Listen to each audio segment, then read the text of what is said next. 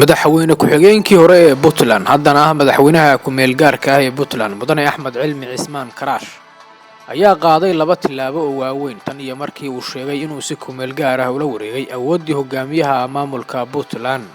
isagoo faray hay'adaha dawladda inay u hoggaansamaan ilaalinta dastuurka iyo qawaaniinta qoran ee Puntland. Axmed Karaash ayaa intaas kadib qabsaday warbaahinta Puntland oo aan horey u baahin jirin wararka Axmed Karaash isagoo faray inay gutaan waajibaadkooda ayna ilaaliyaan dastuurka Puntland isagoo u sheegay inay hadda wixii ka dambeeya baahin doonaan wararka madaxweyne Karaash oo hadda la wareegay hoggaanka maamulka Puntland waxaana la sheegay inay hoggaansameen amarka madaxweynaha ku-meel gaarka ah ee Puntland waana tilaabo culus oo uu qaaday Axmed Karaash uuna ku guuleystay. sidoo kale madaxweynaha ku-meel gaarka ah ee Puntland mudane Axmed Karaash ayaa magacaabay guddi ka kooban xildhibaano wasiiro saraakiil ciidan oo baaraya weerarkii dhawaan lagu qaaday wasiirka arrimaha dibadda Soomaaliya Cabdisiciid Muuse iyo odayaal iyo waxgarad la afurayay weerarkaas oo geystay khasaaro kala duwan oo sababay dhimasho iyo dhaawac waxaana muuqata in Axmed Karaash uu dagaal siyaasadeed la geli doono dhammaanba xubnaha sida weyn u taageersan Siciid Cabdullaahi Dani haddana sidoodii u fuliyay awaamirtiisa waana loolan uusan wax badan ka gelin Siciid Cabdullaahi Dani oo isagu hadda ka wada magaalada Muqdisho oo lale ku aadan musharaxnimadiisa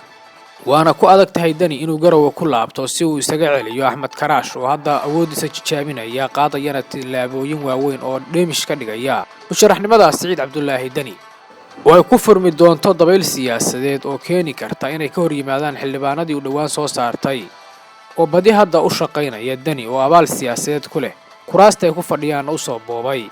sidoo kale dhinaca ciidanka oo laga yaabo in awood ciidan la isku muqooniyo labada dhinac Axmed Karaash wuxuu heli karaa ciidanka ugu tayada iyo tababarka fiican Puntland ee loo yaqaano BSF kuwaas oo maamulka Siciid Cabdullaahi Dani si weyn u diidan.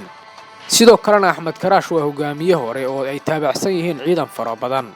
sidoo kale waxaa jira siyaasiyiin iyo ganacsato iyo qurba joog reer Puntland ah oo wada kacdoon ka dhan ah Siciid Cabdullaahi Dani oo 3 sano maamulayay Puntland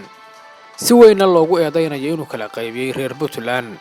dhinaca kalena Siciid Cabdullaahi Dani oo wajahaya caqabadahaas oo dhan ayaa hadda quudaraynaya kursiga ugu sarreeya dalka ee Villa Soomaaliya